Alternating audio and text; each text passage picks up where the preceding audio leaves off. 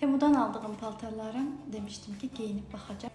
Bu ilk bundan başlayıram. Deməli ki o kadar da pis değilmiş. Material yenə də xoşuma gəlmir amma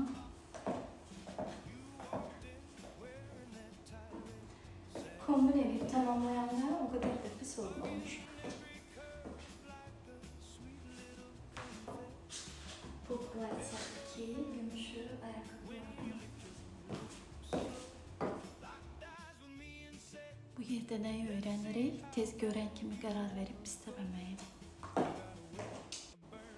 Bu platya qəşəngdir. Mənə bu arxa detayı çox qəşəngdir. Göbək hissəni gizlədir.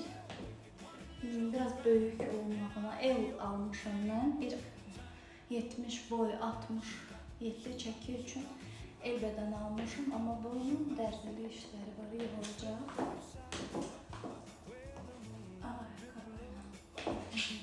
Çox tələsdiyimə görə nəyə necə gəldi geyinmişəm. Korset çox gözəldir. Özümdə belə bir yubka var idi. Bu yubka ilə dəyərləndirdim. Arxası sıxıla biləndir, yəni ölçüyə görə ayarlana biləndir. Gümüş ayakkabılarla değerlendirdim. Çok tələsi olmasa daha qəşəng çəkə bilərdim. Amma kim bu korseti görsə ən çox qabağına çıxır adam. Bu korseti ala bilərsiniz rahatlıqla.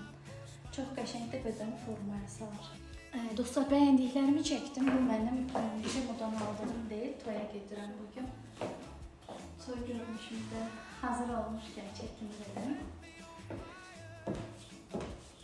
Bir də əşyalarımı tapa bilmədim. Onlar nəyə görə var bilirsiniz? Bizə ən çox lazım olan vaxtda, ən gecikdiyimiz vaxtda itib ortadan yox olmaq üçün varlar. Tapa bilmədim.